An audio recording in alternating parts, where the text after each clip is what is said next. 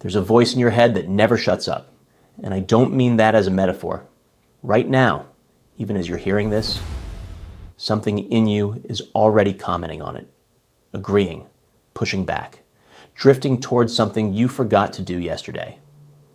Coming back, drifting again. That voice has been with you longer than any relationship you've ever had, longer than your career, longer than the version of yourself you show the world. And here's what nobody tells you at 40, 50, 60 years old. That voice is not you. But if you've never questioned it, it might as well be. Most people spend their entire lives responding to a mind they never chose to train. They call it personality.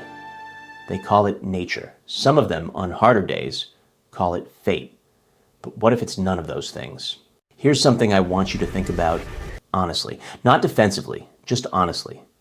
How many times have you started something, really started it, and then watched yourself quietly walk away from it? Not with a dramatic decision, not with a clear reason. You just stopped. And life filled in the space where that thing used to be. And eventually you stopped noticing the gap. A business idea. A book you were going to write. A version of your health you kept promising yourself. A relationship pattern you swore you'd break. You didn't fail because you lacked information. You didn't fail because the opportunity wasn't real. You failed. And I use that word gently because I've been there too. Because something inside you was more committed to staying the same than you were committed to changing. That's not a motivational problem. That's not a discipline problem. That's a mind problem. And after 40, it gets heavier. Because by now, the mind has decades of evidence. Decades of patterns it's refined, defended, and made automatic. Every time you tried and pulled back, the mind logged it. Every time you played it safe and survived, the mind logged that too. And slowly, without your permission, it built a case. This is who you are. This is what you do. This is what's realistic for someone like you. The case isn't loud. It doesn't announce itself. It just shapes what feels possible. Before you even have a conscious thought about it, you walk into a room, and before you've said a word, your mind has already decided how much space you're allowed to take up. You look at an opportunity, and before you've assessed it, something in you has already calculated your odds, based not on reality, but on history, your history.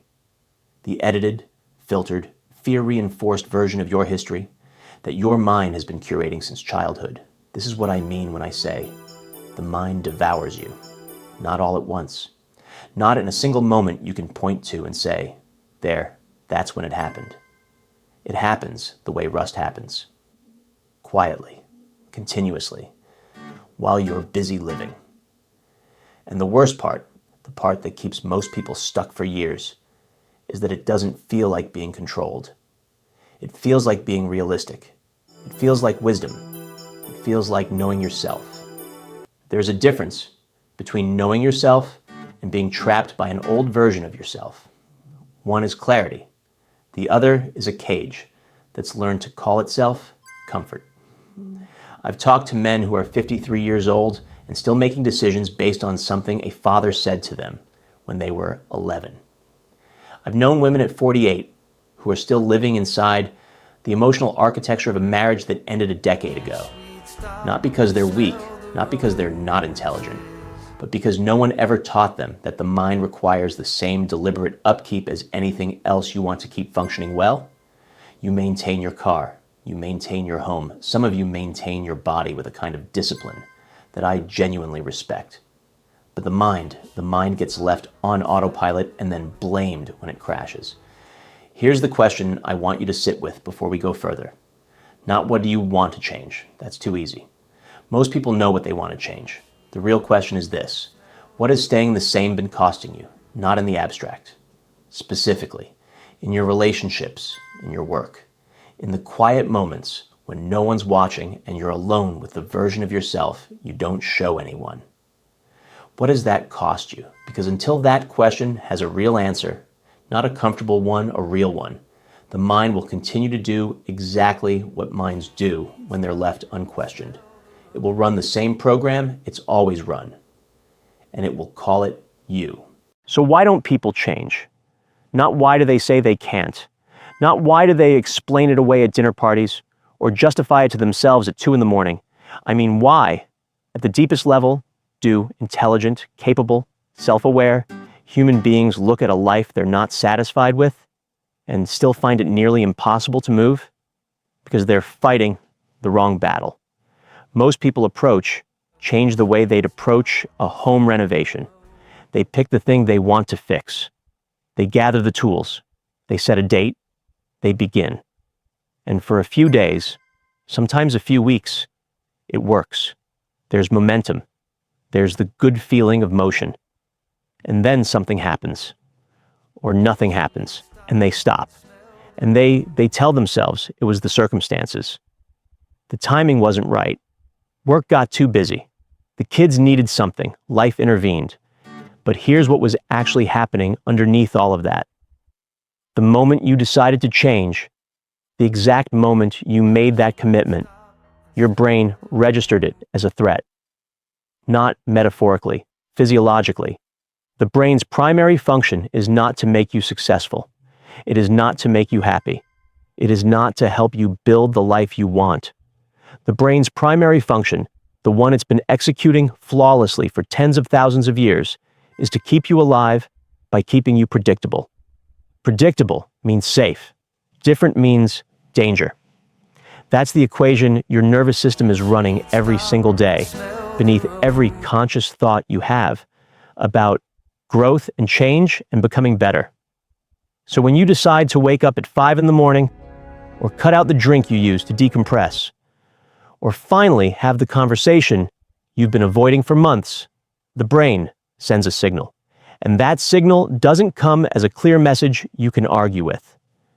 It comes as a feeling, fatigue, irritability, a sudden, inexplicable sense that this isn't the right time, a version of you that is completely reasonable and has 17 good arguments for why you should wait until Monday. And most people listen to it. Not because they're weak, because they don't know what they're listening to. They think they're hearing wisdom. They think they're hearing intuition. They think the discomfort is a signal that something is wrong, when it is actually a signal that something is working. That distinction between discomfort as warning and discomfort as evidence is one of the most important things I can give you in this conversation. Because on the other side of that discomfort is not pain. On the other side of that discomfort is a version of you that your current self can barely imagine. Not a perfect version, not an invincible version, just a freer one. But there's another reason people fail, and this one is harder to say out loud. Most people are more afraid of succeeding than they are of staying stuck. Stay with that for a second. If you change, really change, you will no longer be the person your family expects you to be. You will no longer fit the story your oldest friends tell about you. The role you've played for 20 years, the one that's uncomfortable but familiar, the one that everyone around you has quietly organized their expectations around. That role disappears. And something about that terrifies people in a way that failure never quite does. Because failure is familiar. You know how to survive failure. You've done it before. But success, real transformation, that's uncharted. And the mind, remember, doesn't like uncharted. The mind likes the map it already has, even if the map leads nowhere. There's also this, and I say this without judgment because I have lived it, there is a certain identity that gets built around struggle, around not quite making it, around being someone who has potential, who's working on it, who will get there eventually. And that identity, as painful as it sounds when I say it plainly, has its own rewards. It keeps you in relationship with people who need you to stay small. It keeps you from the terrifying responsibility of actually becoming who you're capable of being. Because if you become that person, if you actually conquer this, then you have to own it. All of it. The decisions, the direction, the life. And that weight is heavier than most people admit they're afraid to carry. This is not weakness. I want to be clear about that. This is the most human thing there is. the pull between who we are and who we sense we could be, mediated by a brain that was never designed to make that journey easy. But understanding it changes everything.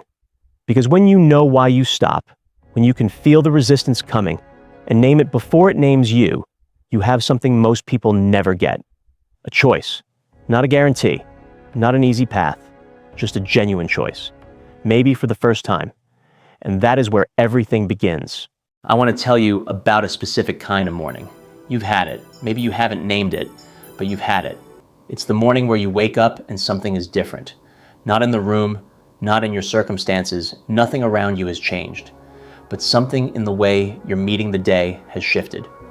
There's a quietness to it, a steadiness. Like the noise that's always been running in the background got turned down by a few degrees. And in that quiet, you can finally hear yourself think. Most people dismiss that morning. They assume it's a good night's sleep, a fluke.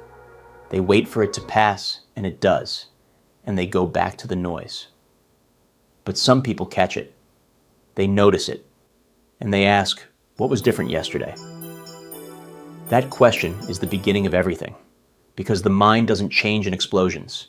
It doesn't change in epiphanies, despite what we've been told. The breakthrough you're looking for doesn't arrive like lightning. It arrives the way dawn arrives, so gradually that you can't point to the exact moment it became light. You just look up and realize the darkness is gone. The turning point almost never looks like a turning point when you're inside it. It looks like choosing one more time to do the thing you said you'd do, even when you don't feel like it, even when no one's watching, even when the result isn't visible yet. It looks small, it feels small, and that's exactly why most people miss it. The transformation doesn't happen the moment you decide. It happens the moment you decide, and then do it anyway when everything in you says not to. That follow through in the face of resistance, that's where the real work is done. That's where the mind begins to receive a different message about who you are. And the mind is always listening. Every time you override the old pattern, something gets registered. Not dramatically, the record changes, the evidence shifts, and slowly, a new internal story begins to form. Not the story your fear wrote, a story you are writing, one decision at a time, in the private moments no one else ever sees. That is where identity is actually built. Not in the public victories, in the private ones. The man who wakes up before his family and sits with his thoughts for 20 minutes. Not because someone is grading him, but because he made a promise to himself and he's keeping it. That man is changing. Even if nothing on the outside reflects it yet, he is changing because his mind is receiving new information about what kind of person he is. This is the shift that changes everything. And it's not about thinking positively. It's about deciding, with full knowledge of your history and full honesty about the gap between who you are and who you want to be. To act as though the person you're becoming already exists. Not pretending, acting. There is a difference. Pretending ignores the gap. Acting moves across it. I've seen it in men who rebuilt themselves after 60, not with grand plans, but with one decision repeated. I've seen it in people who had every legitimate reason to stay exactly where they were, and chose instead to take one step, just one, and then another. Not because they believed it would work, because they finally understood that waiting until it felt right was itself the thing keeping them still. The turning point isn't a moment you receive, it's a moment you make, usually quietly, usually alone. It doesn't require certainty. It doesn't require confidence or a clear path. It only requires one thing, that you move anyway. Because the mind doesn't reorganize around your intentions. It reorganizes around your actions, around what you actually do when the resistance is highest and no one is there to witness it. That is when the old program starts to lose its grip. And that moment, unglamorous and unwitnessed, is where you stop being devoured and start doing the devouring. Your brain is a living record of everything you've repeated, every thought you've returned to, every fear you've rehearsed. All of it has been etched physically into your neural tissue as pathways. Grooves, channels that signals travel down faster the more you use them. This is not philosophy. This is anatomy. The thoughts that feel most automatic, most like you, are simply the thoughts you've had most often. The mind travels them the way water travels a riverbed. Not because it chose to, because that's where the channel is. The limitations you feel most deeply are not the truest things about you. They are the most repeated things about you. Repetition and truth are not the same. If limitation is built by repetition, so is expansion. The same mechanism that carved the grooves of your fear can carve new ones. Not instantly, but completely. Before it had a name, people called it discipline, the slow, unglamorous work of becoming. There is a part of your brain called the reticular activating system. It acts as a filter between the enormous volume of information the world sends at you and the narrow band your conscious mind receives. Every second, your senses take in 11 million bits of information. Your conscious mind processes around 50. The system decides which 50, based on what you've told it matters, what you've defined as relevant to your survival, your identity, your goals. If you've spent years focused on scarcity, the filter shows you scarcity, not because that's all that exists, because that's what you told it to find. And if you begin, deliberately, to focus on something different, the filter shifts. Things that were always there, opportunities, connections, moments of opening, begin to come into view. You control the input. The filter responds accordingly. Controlling the input requires catching the thought before it catches you. The old pathways move fast. By the time you're conscious of a limiting belief, it has already shaped how you felt, how you responded, what happened next. The conscious mind arrives late to a conversation the unconscious already finished. This is why willpower alone doesn't work. You cannot outmuscle a groove decades deep through sheer intention. Anyone who has tried and failed knows exactly what I mean. What works is repetition in the opposite direction, not fighting the old thought, not shaming yourself for having it, but introducing consistently a competing pattern. A new rehearsal. The old pathway doesn't disappear, but it begins to be used less, and the new one begins to deepen. The mind cannot tell the difference between something you've experienced and something you've vividly, repeatedly imagined. Which means how you rehearse your inner life, the scenarios you return to, the version of yourself you visit most often in private, is not separate from your reality. It is the raw material of your reality. So what you think about when no one is watching becomes one of the most important questions of your life. Not what you say, what you return to alone when the day is over and it's just you and the mind you've been building. Because whatever that mind returns to, that is what it's building toward. Not as punishment, not as reward, simply as mechanism. The mind moves in the direction of its most practiced thought. And you, right now, regardless of your age or history or how many times you've started and stopped, still have the ability to change that direction. Not all at once. One repetition at a time, which is both the most ordinary thing in the world and the most profound. So now we get to the part that matters most. Not the theory, not the understanding, the doing. Because everything I've said up to this point, the pathways, the filter, the mechanism, the turning, none of it means anything if it stays in your head as an interesting idea you heard once and then carried with you, untouched, into the same day you've been living. Understanding is not change. Understanding is the beginning of the conversation with yourself about change. The conversation that matters is what happens after you close this tab. The first thing you need to do is find the thought you return to most. Not the aspirational ones, not the ones you're proud of, the ones that come automatically, the ones that show up when something goes wrong, the ones your mind reaches for, the way your hand reaches for your phone without deciding to, without noticing until it's already happened. For some people it's, I always end up here. For others, it's quieter, a feeling more than a sentence, a familiar heaviness that arrives before you've even processed what triggered it. Find it, name it, write it down, not to analyze it, but to see it outside of yourself for the first time. Because a thought you've never externalized has a power that a thought you've named does not. You cannot change what you cannot see. The second thing is to build one anchor. One, not five. Not a morning routine that collapses the moment life gets complicated. One small, specific, non-negotiable thing you do every single day.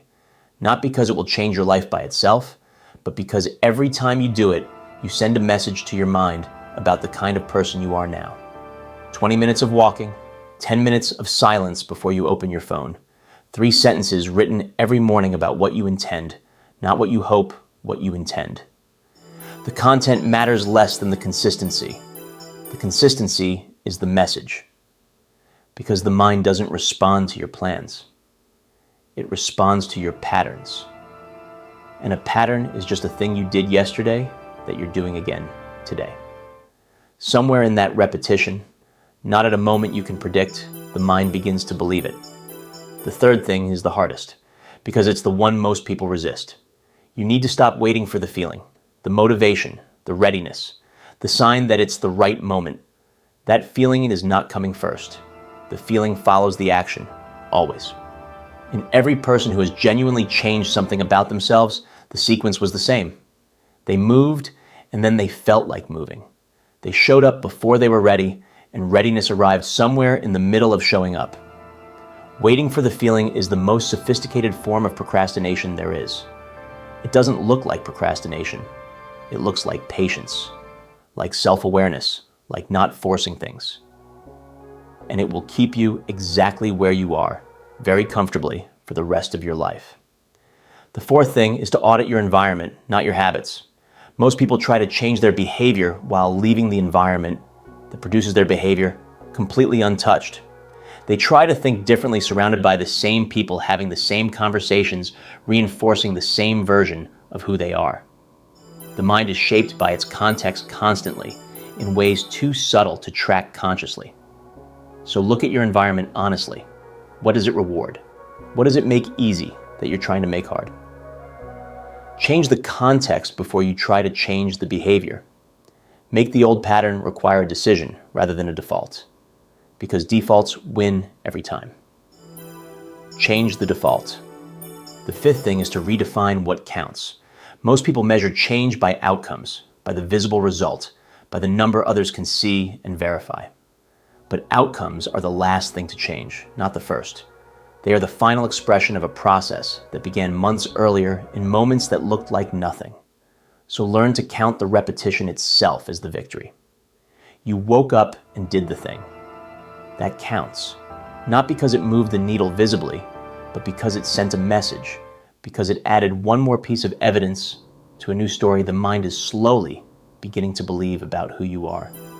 The outcomes are just what happens when enough of those private, unwitnessed moments accumulate into a weight the world can finally see. You are building that weight right now. And the mind, patient and precise and more powerful than you've ever given it credit for, is keeping track. It always is. Before we go further, I want to stop here for a moment, not to interrupt what we're building, but because something in this conversation deserves more than just being heard. You've been sitting with some heavy things in the last 40 minutes. The pattern you return to, the cost of staying the same, the private moments where no one's watching and you choose anyway. Or don't. I don't know which side of that you're on right now, but I know you're somewhere on it. Because people who have completely made peace with where they are don't spend their time listening to conversations like this one. Here's what I want from you. Not a like, not a subscribe, not yet. I want you to tell me one thing in the comments. Just one. Not your goal, not the dream version of yourself 5 years from now. I want to know the obstacle, the specific, honest, unglamorous thing that keeps showing up between you and the version of your life you actually want.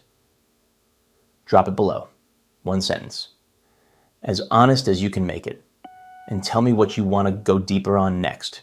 What topic, what question, what part of this conversation you want me to follow. I read them. Not as a thing I say. I actually read them. Because the people watching this are not an audience to me. They're the reason I'm still doing this. Now here's what I haven't told you yet.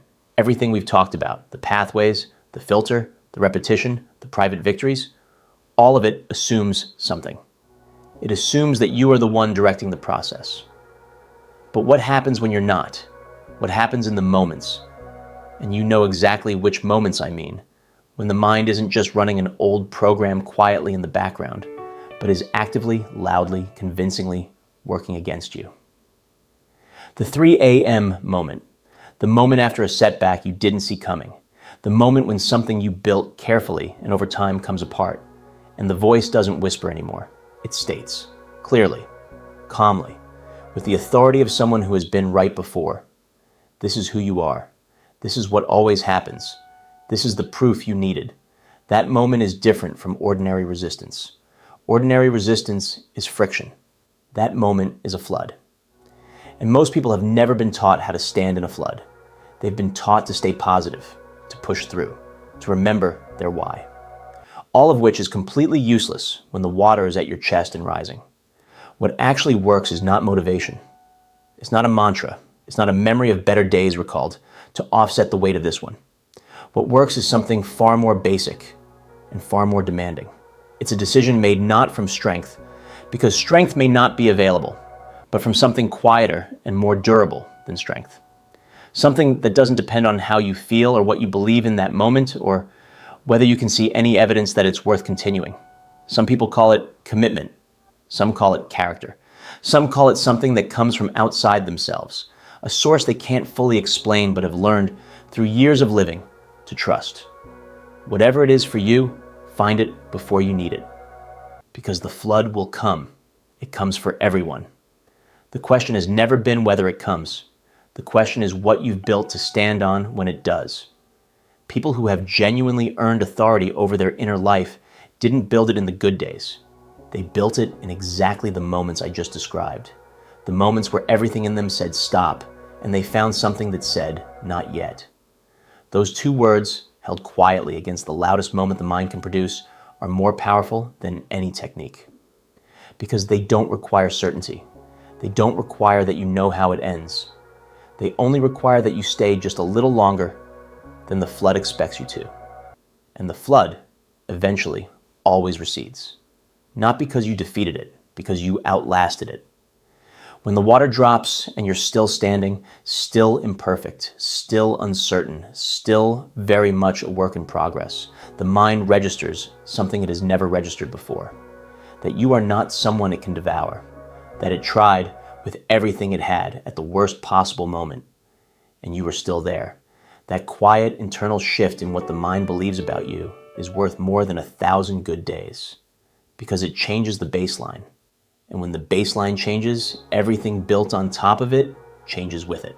I want to go back to something I said at the very beginning, that voice in your head that never shuts up. I want to revisit it, not to close a loop neatly, but because I think you hear it differently now than you did 45 minutes ago. And that difference, subtle as it might feel, is not nothing. When we started, that voice was a problem, an intruder, something to be conquered through the right combination of discipline and technique. But here's what I've come to believe, after a long time at war with my own mind, and an even longer time learning to stop. The goal was never silence. The goal was authorship. There is a version of mental mastery that looks like suppression, white-knuckling through the noise, forcing the mind into compliance through sheer will. Some people live that way for years. They look disciplined from the outside. From the inside, it is exhausting, in a way that eventually breaks everything it was meant to protect. That is not what we've been talking about. What we've been talking about is something quieter, and in many ways, something harder. It's the long, patient, deeply unglamorous work of building a relationship with your own mind, learning its patterns without being enslaved by them, understanding its fears without being governed by them, directing it, not by force, but by the accumulated weight of 1,000 small decisions made in private, made in integrity, made in the direction of who you've decided to become. That is a life's work. I won't pretend otherwise. And I won't pretend there's a version of this journey without seasons of doubt. Seasons where the new pathway feels thin and the old one is right there, wide and familiar and almost comforting in its darkness. Seasons where you do everything right and the evidence is still not visible. In those seasons, I want you to remember one thing. The tree doesn't wonder if the root is growing. It doesn't evaluate its progress daily. It just continues. In the dark, in the cold, in the long silence between planting and the first visible sign of life. It continues because that is what it was built to do. You were built to do this too. Not built to be perfect or fearless or to have it figured out by any age the world decided you should have arrived by, but built at a level deeper than psychology or neuroscience to grow towards something. You have felt that pull, that quiet, persistent sense that there is more available to you than what you are currently living, that the gap between who you are and who you could be is not a source of shame. It is an invitation. The question has never been whether that invitation exists. The question is whether you'll answer it, not loudly, not perfectly, not with your life completely reorganized and your doubts fully resolved. Just honestly, consistently, one unremarkable morning at a time. There is something almost sacred about that kind of commitment, the kind that doesn't wait for conditions to improve or timing to align, the kind that just continues in the quiet, in the private, in the space between who you've been and who you're becoming, where no one can see the work and the work happens anyway. That is where the mind is actually conquered. Not in the moment of victory, in the moment before it, when you had every reason to stop and found something in yourself that wouldn't. The people I've seen change, really change, in ways that last and move outward into everything they touch. They all knew what they were standing on. It wasn't technique, it wasn't information. It was something they trusted, something larger than the noise, something constant when everything they could see and control was uncertain. Find that, or return to it if you've drifted. So here's where I leave you, not with a summary, with one question. What are you going to do tomorrow morning that the person you were a year ago would not have done? Not something dramatic, something small, something true, something that sends a message to the mind that's always listening, always recording, always building the case for who you are. One thing, tomorrow morning, that's where it starts. Not in the grand declaration, but in the quiet act. If something in this conversation stayed with you, I'd like to know which one. Leave it in the comments. And if you want to go deeper on any part of this, tell me that too. The next video comes from you. If you haven't subscribed yet, do it now. Not because it helps the algorithm, though it does, but because the conversations we're going to keep having here are worth being present for. This is the work that matters. You already knew that. That's why you stayed.